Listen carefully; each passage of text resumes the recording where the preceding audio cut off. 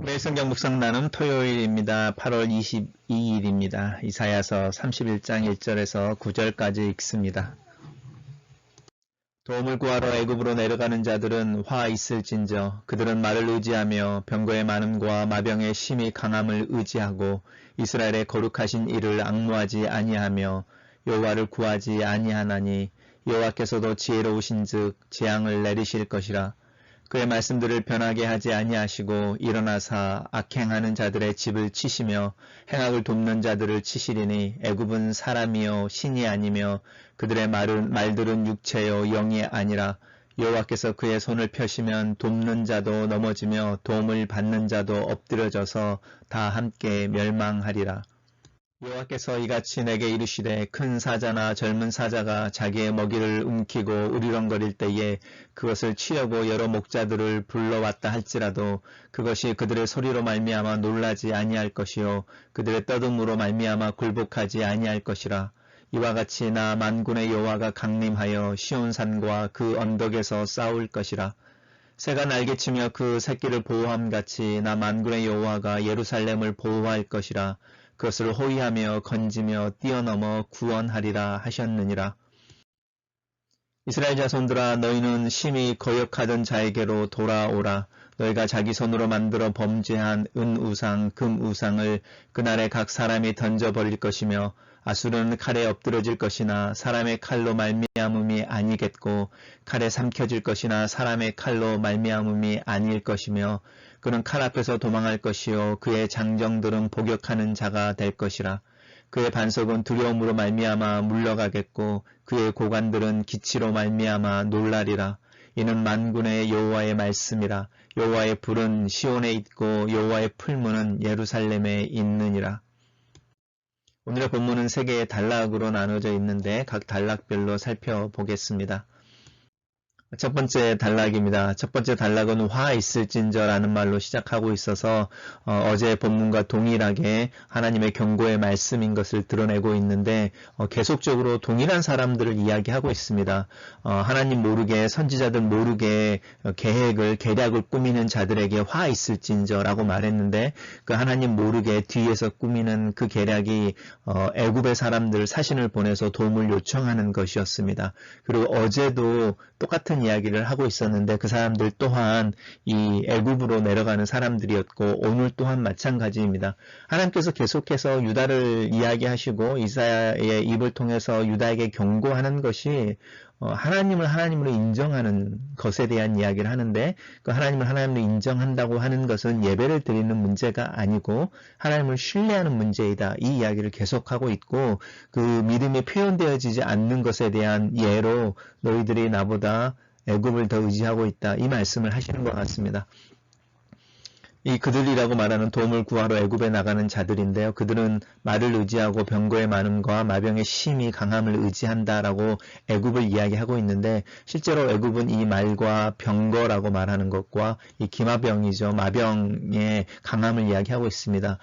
우리가 출애굽할 때에 홍해 앞에 서 있을 때 바로가 보낸 600개의 병거에 대한 이야기를 한번 생각해 보시고요. 또 제가 기억하기로 역대기에 나오는데 애굽이 이스라엘을 치러 나올 때에 6만 마병에 대한 이야기를 하고 있고 솔로몬도 애굽에서 구체적으로 이렇게 말을 또 이 병거를 수입해서 이스라엘을 강하게 할 뿐만 아니라 인근 나라들에게 중개무역처럼 애굽의 말들을 수출하고 또 이렇게 중개 상인을 함으로 수익을 얻었다 이런 말들이 있습니다. 그러면서 이야기하기를 그 말 애굽을 의지함으로 이스라엘의 거룩한 일을 앙모하지 않고 구하지 않는 것에 대한 이야기를 하는데 하나님께서 지혜로우신즉이라고 말하는 것은 무슨 뜻이냐면 하나님이 그걸 아신다는 거죠. 그들의 마음이 어디 있는지 입으로는 가까이 오고 입술로는 나를 공경한다고 말하지만 마음으로는 먼 너희여 이렇게 이야기했던 그 내용들을 하나님이 아셔서 그 부분에 대해서 대가를 지불하게 하실 거라는 거죠. 그래서 하나님께서는 뭐라고 말씀하시냐면 하나님의 말씀은 변하지 않는다라고 말씀하시면서 그 약속을 따라서 일어나실 때에 악행하는 자들의 집이라고 이야기하죠. 이 악행하는 자들의 집이니까 이 악행이라고 하는 것은 도덕적인 문제가 아니고 하나님이 아닌 애굽에 도움을 요청하는 이들이니까 그 유대의 어떤 정치 지도자들에 대한 이야기를 하는 것이고, 행악을 돕는 자들이니까 애굽을 이야기하는 거죠. 그러면서 이 행악을 돕는 자들이 구체적으로 다시 나오는데, 애굽은 사람이고 신이 아니다. 그리고 그들의 말이라고 말하는 이 말과 병거와 마병으로 이야기하는 것은 육체다. 이것은 뭐죠? 죽는 거라는 거죠. 그리고 유한하다, 이런 이야기를 합니다. 그래서 여호와께서 그 손을 펴시면 돕는 자도 넘어지고, 이 행악을 돕는 자들이니까 애굽인 거고, 도움을 받는 자들이 이 행악하는 자들인 거죠. 엎드려져 다 함께 멸망할 것이다 라고 애굽을 의지하는 자들을 향한 분명한 경고를 계속해서 반복해서 이야기하고 있습니다. 저는 첫 번째 단락을 신이 아니라 사람인 애굽을 하나님보다 더 의지하는 자들은 애굽과 함께 멸망할 것이다. 두 번째 단락입니다. 계속해서 하나님께서 이제 이사야를 통해서 말씀하시기를 하나님을 큰 사자에 비유하고 있는데, 큰 사자와 이 젊은 사자는 동일한 의미라고 생각하시면 됩니다. 이 사자라고 하는 것은 때로 움직이기도 하지만 사자의 가장 큰 힘은 어디에 있냐면 사냥에 있는 것이 아니라 사냥한 먹이를 절대로 뺏기지 않는다에 있다, 이렇게 이야기하는 것이고요. 그것처럼 하나님이 하나님의 백성을 향하여 이야기하실 때에 이렇게 놓치지 않고 그 하나님 백성을 지키기로 당신의 발 아래 품 안에 놨을 때에 다른 이들에게 뺏기지 않는다, 그 이야기를 하고 계시는 거죠. 시온산에서 그 언덕에서 그들을 위해 싸운다, 이렇게 말씀하시고요. 이 날개가 새끼를 치며 그 새끼를 보호함 같이니까 이 새는 그냥 일반 새가 아니고 어미새를 이야기하는 거죠. 특별히 맹수류 같은 독수류나 이런 맹수류일수록 어미새의 새끼를 향한 애정이 훨씬 더 강하고 또 지극하다라는 이야기를 하고 있습니다. 또 우리가 알고 있는 것처럼 성경에서는 내가 어미 닭같이 너희들을 날개에 품기 위해 너희들의 이름을 불렀다, 이렇게 말하는 부분에서 하나님이 이야기하고 있습니다. 남성적인 이미지와 여성적인 이미지, 아버지의 이미지와 어머니의 이미지가 이렇게 동시에 이렇게 나타나는 걸 통해서 하나님께서 이스라엘 당신의 백성을 위해 싸우고 그 백성을 보호하실 것이다 라고 말하고 계시는데, 그러니 나에게로 돌아오라 라는 메시지가 숨어져 있죠. 하나님께서 직접 애굽을 대신하여 새처럼 예루살렘을 보호하시며 사자처럼 자기 백성을 쌓을 것이다. 그러니 나에게로 돌아오라 라는 하나님의 메시지입니다. 마지막 단락입니다. 이스라엘 자손들아, 이제 구체적으로 그 돌아옴에 대한 이야기가 하고 있죠. 심히 거역하던 자에게로 돌아오라 라고 말하는데, 이 거역하던 자가 누구인지 아시겠죠? 하나님이시죠. 그러면 거역한 사람들은 이스라엘 백성이고, 이거를 우리가 봤던 본문에서는 패역한 자들이라고 이스라엘을 부르고 있는데, 그 하나님을 거역하는 자들, 부모를 거스리는 자들, 페류나라고 하는 부분이 이 이스라엘 자손들을 향해서 이야기되어지고 있고, 마지막 본문에서는 돌아오라라는 메시지가 정확하게 나오고 있습니다. 돌아오라라고 하는 말이 이제 그날에라는 말로 표현되어지고 있는데, 어떻게 돌아올 것인지, 돌아오게 될 것인지에 대한 이야기를 하고 있고, 또 이 그날이라고 하는 걸 통해서 하나님께서 너희들을 하나님에게로 돌아오게 하실 것이다 라고 말하는 하나님의 일하심의 결과가 드러나는 그 심판의 날에 대한 이야기가 되어져 있죠. 그래서 우리가 반복되어지는 어떤 그 공통점을 발견하게 되는데, 하나님이 이스라엘을 징계하시고 하나님이 남겨진 자들을 돌아오게 하셔서 치유하게 되실 때에 하나님을 하나님으로 인정하는 일들이 예루살렘에서 나타나게 된다라고 말하는 거죠. 그때 진실로 예배가 회복되어지는데, 그 예배가 회복되어지는 것의 증거가 뭐냐면 거짓 신상들, 자신들을 위해서 만들었던, 이스라엘 백성들이 자기들을 위해서 만들었던 금과 은의 우상들을 벗어버리게 될 것이다 라고 말하는 것이죠. 이것은 하나님이 하시는 일이면서 하나님의 백성들이 하나님이 하신 일에 대한 응답으로 나타나는 어떤 그 100대 100의 이렇게 손이 마주쳐 소리를 내는 거라고 한다면, 그 다음에 나오는 내용은 하나님이 하시는 일이죠. 이스라엘의 대적이라고 말하는 아수르는 이렇게 사람의 칼이 아닌 하나님의 칼에 무너지고, 사람의 칼이 아닌 이 하나님의 칼에 삼켜질 거다라고 이야기합니다. 어제도 그렇고 이 아수르에 대한 심판을 이야기할 때는 천둥, 번개, 지진, 불타는 유황, 막 이런 어떤 우리가 요즘 이해한다고 하면 자연재해 같은 표현들이 많이 나오는 게 무슨 의미냐면, 사람의 의미에서가 아니라 하나님에 의해서 징계를 받는다라고 말하는 부분입니다. 그러면서 이는 여호와의 말씀이라, 여호와의 불은 시온에 있고 여호와의 풀무는 예루살렘에 있느니라 라고 말씀하시는데요.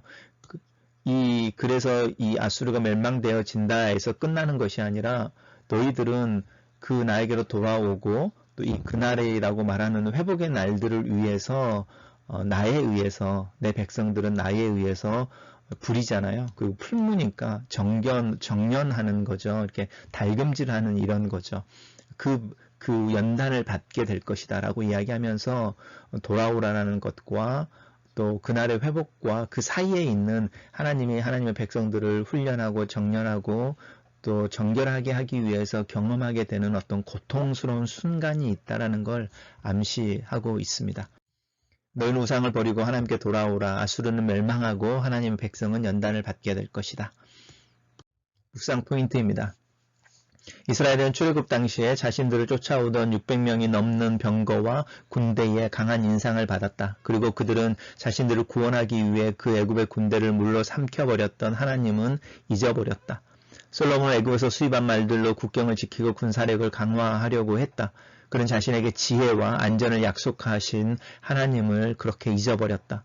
눈에 보이는 것과 눈에 보이지 않는 것이 경쟁할 때, 눈에 보이지 않는 현실과 눈에 보이지 않는 하나님이 경쟁할 때 나는 너무나 쉽게 눈에 보이는 것에 매료되어지고 눈에 보이는 것을 두려워한다.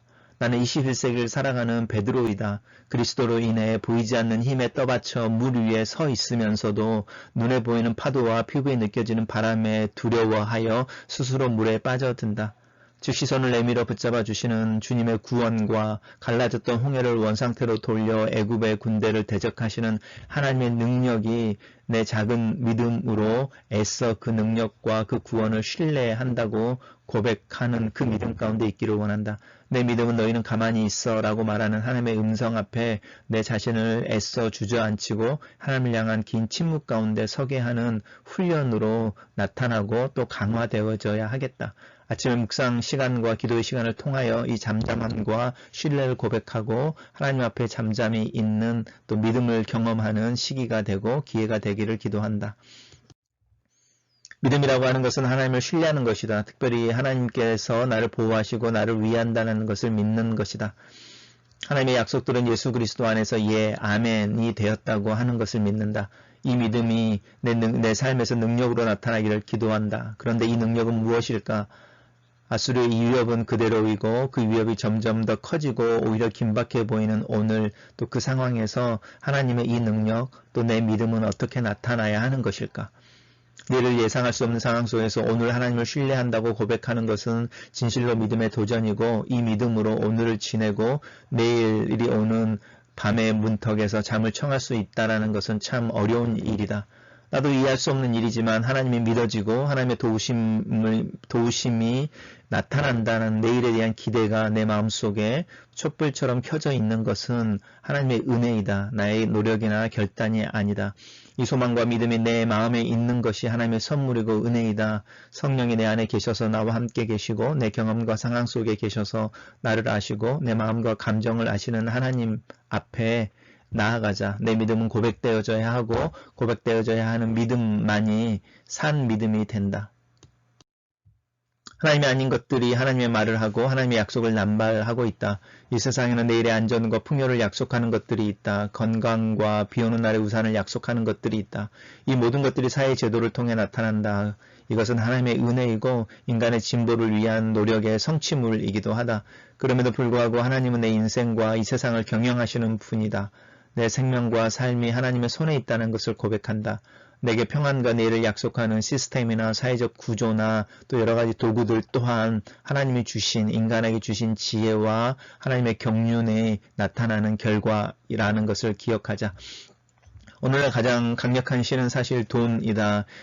예상 가능한 내일을 약속하고 풍요로운 오늘을 약속하는 이 돈은 실제로 나의 삶의 질을 어느 정도 올려주고 보장한다. 그런데 나는 오히려 거슬려 가난을 선택하고 배고픔을 선택할 수 있는 자유가 있는 사람이다. 왜냐하면 모든 것이 하나님의 손에 있기 때문이다. 하나님의 연단과 훈련을 받는 것이 신자들의 삶의 목표이며 의미 중에 하나인 것은 분명하다. 시간의 흐름 속에서 나는 얼마나 하나님을 닮아가고 하나님의 말씀을 살아내는 일에 있어 성장하고 있는가. 이것이 나의 삶에 있어서 중요한 목적이 되는 것은 분명하다.